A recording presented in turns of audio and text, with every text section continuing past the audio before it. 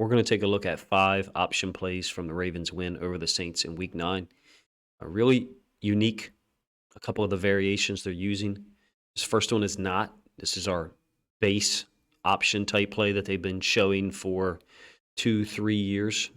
To be honest with you, it does look like zone left in terms of the O-line. If you want to watch those guys move now, we are reading D-end on our right. You have a veer release by the tight end, and we're reading this D-end. It does look like zone by the offensive line. Patrick Ricard is reading this D-end as well, who's stepping down to take the running back. So Ricard's going to loop around. Lamar's going to keep it. Around the edge, we've been running this a lot to the boundary to our right. It's a dangerous play. Lamar is so slick with the football, number one. Number two, he's so good at making the read. So is Ricard. There's going to be a unique variation that I show you here in a moment. And it's going to be Isaiah Likely in the backfield and Ricard in motion. So that's just one of our base option plays. Here's another look at it. Now this time Ricard is on the right. It's still going to be option to our right into the boundary. We're getting man. So Likely is motioning from right to left. It's only a 5-yard gain, don't get me wrong. And I think honestly there was some blocks out on the edge that Ricard didn't do a great job of. This one isn't bad, but he's taking on Demario Davis like near or at the line of scrimmage. Maybe it's a yard downfield. But again, we're reading the D-end on the right. It's a keep read for Lamar. We get 5 yards, all right? Likely is in motion. Ricard's in the backfield on the first 2. Typical, right? The only thing that's not typical about this one is normally our option would go to the other side, and Lamar would open this way. And the back would open there and either hit it on the front side, sometimes cut it back if it's a zone play. We're running inside veer blocking, and we're running some zone blocking, to be honest with you. In this case, it looks like zone to our left and option to our right. All right, now let's look at some of the variations, some of the differences. What do we got? We got Likely in the backfield and Ricard in motion. Usually, when Ricard goes in motion, we're going to run the ball behind him. And in this case, you've got Ricard in motion, you've got Linderbaum pulling, and you've got the tackle pulling to wrap. That's a lot of heavy guys moving to the offense's left, the defense's right, to kind of draw attention. But the issue here, for the defense at least, Ricard here and Likely is now doing the read that Ricard normally does. So I think there's been some advancements in what he's asked to do in practice. Now, normally he would read that guy on the backside. When I say he, I'm talking about Likely. But this is the read man. That's his helmet. That's why Lamar is keeping the football. This is not the read man. This is a guy who's stunting, who's blitzing based on Ricard's motion. So Likely has already read this D-end and correctly interpreted that as a keep for Lamar. So as Lamar keeps it, he's going to block that nickel who's blitzing off the edge. Lamar keeps it. There's a safety there who looked pretty athletic. It's still a 6-yard gain. Is it enough of a gain for you? I've shown you 3, I think, that are keeps for Lamar. Is it enough to justify using Lamar so much in this way? Well, you guys know what I think of it. I think, A, that it is effective, obviously. But B, I think it's something that should be used later on in games. We use this counter so much with Ricard that I would like to see this be used once we're really gashing people with Ricard in motion, kick out, Lamar opening, to that side. I'm elongating that line so you can see it. And then the running back opening to the right, the offense's right, the top side of our screen, and then winding it back behind, in this case, you got a puller in Linderbaum and then a puller in Moses. I would like to see this be used a little bit later. This is the 4th drive, 4th possession.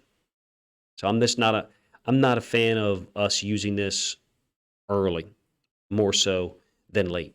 I would prefer for this to be like late second quarter situation, which it is, possession 4, or maybe even 3rd, 4th quarter. So here's what I'm talking about.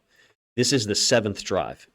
So in my opinion, now it's a great run by Drake and a lot of great blocking by us. What do you got? You got Ricard in motion, Likely on the left, who's going to go cross flow. Okay, so you got split flow between Ricard and Likely. Everything, if you were to remove, if I could Photoshop Likely out of this, right?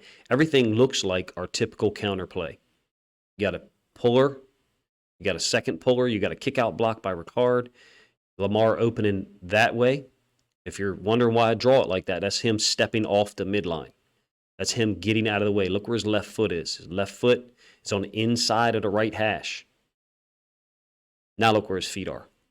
His feet have cleared so that the running back can come downhill and then wind it back. So that's why when I talk about the direction Lamar opens, I usually draw it like this and then in the direction that he opened. It's not like a reverse pivot. That's him getting his hips and his feet out of the way so the running back can come downhill and then wind it back. This is seventh possession. I kind of lost my point there, but my point was that I'd like to see us run this play early and then the read by Lamar late. Now, it's also possible that he's reading this. If he's reading this, then this is the correct read.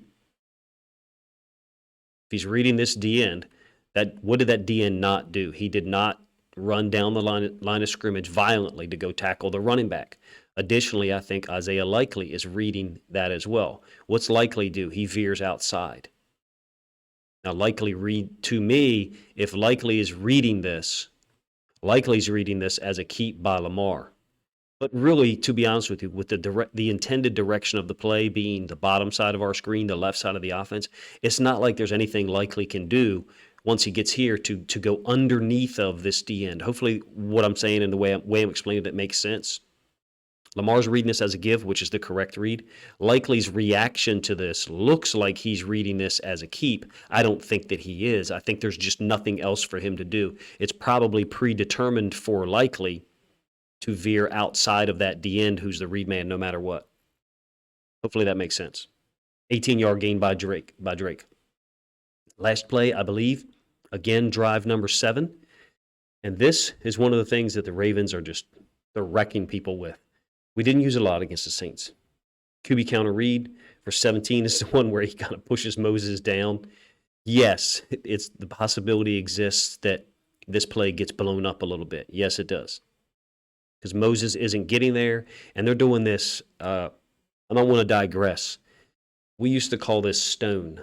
So what that means is you have a tight end, in this case Ricard, and you're actually combo blocking him. It's something that I've never talked about with a whole lot of people. We would use it rarely, and what we were trying to do is exactly what the Saints do here, which is get some vertical expansion on that tight end. So when they draw up down blocks, and then, a puller and a second puller who wraps. I know it's a lot of lines on those screens, so let me get rid of the down blocks. A pull and a kick and a pull and wrap. When they draw that up, meaning the coaches, they draw these guys all going this way and creating a wall that looks somewhat like this, where all the defenders are on this side of it, okay? And the Saints actually did this at least 3 or 4 times in the game. They stoned our tight end. It was Josh Oliver twice. I forget who the other guy was. So when I say stoned, what I mean is trying to get hands-on with the first guy, and then the second guy essentially trying to combo block him like an O-line. Not the exact same technique. We did this against a Division I tight end, actually 2 Division I tight ends on the same team one year, a gap blocking scheme out of the wing T, and their tight ends kept ending up a yard or 2 in the backfield because we had 2 6'4", 250 guys, putting hands on him. What were we trying to do? We were trying to destroy the down blocks and get in the puller's way, which is exactly what the Saints have done here. The problem for the Saints is this is a play that Lamar Jackson runs like a superhero. One of them, right? This one almost kind of reminded me of that touchdown run against the Bengals from 2020. I think it was 2020. Maybe it was 19. Ridiculous athleticism. It was a video a couple of days ago where I was talking about RAS, relative athletic score, I think, for Zion McCollum. What the hell would Lamar Jackson's RAS score be if he was in what was his RAS score? Did they have it back then? Shit should have been 100. This is a beautiful play concept by us, QB counter read. It's not related to the previous 4 plays at all, but why I'm showing it to you is this. We are putting teams in a tremendous amount of conflict with these option plays. This video doesn't do it justice, the amount of conflict we're putting these defenses in. I think that all of us Ravens fans, myself included, myself first, because I'm one of the guys that I try to watch a lot of film. I don't even think I understand how much conflict these defenses are being put in. I'm trying to let you know that the more option stuff we use, particularly late, the better off we're going to be. Now, that doesn't mean that we shouldn't throw the ball, because we have guys we should throw the ball to. But this stuff here, look at what it does. Look at the effect that it has. You got 8 guys in the box, right? If I did my math right.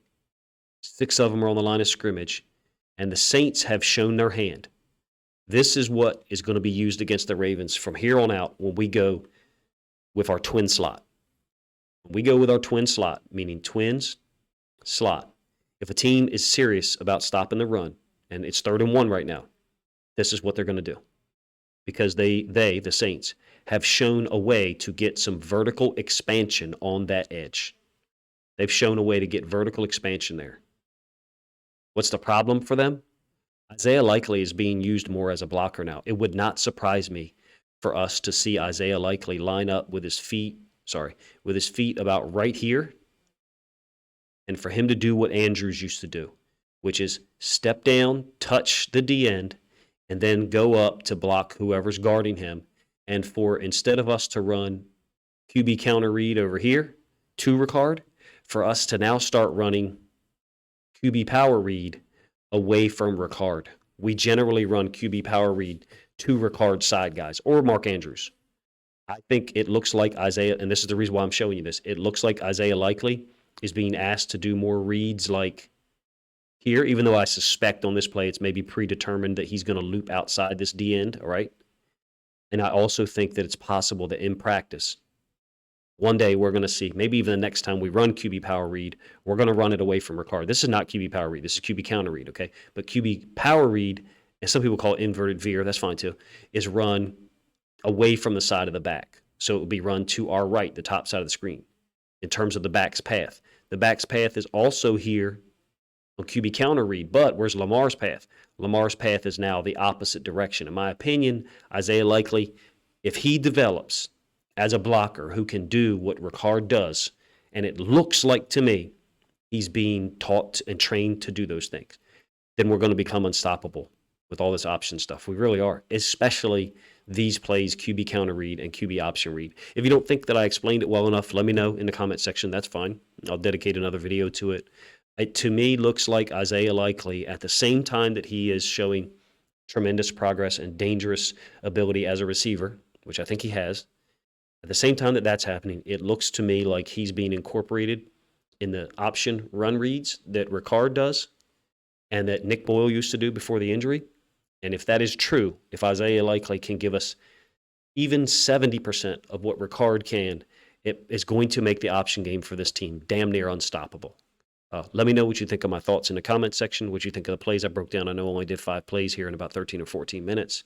I can expand on the stuff with Isaiah Likely in a future video if you want, because we've got some time this week because the Ravens didn't play a football game on Sunday. Appreciate you guys' time. Let me know what you think of the video in the comment section.